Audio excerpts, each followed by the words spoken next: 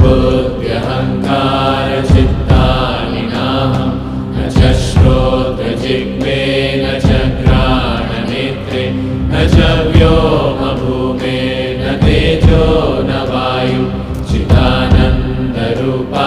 शिवोऽहं शिवोऽहं चिदानन्दरूपा शिवोऽहं शिवोऽहं चिदानन्दरूपा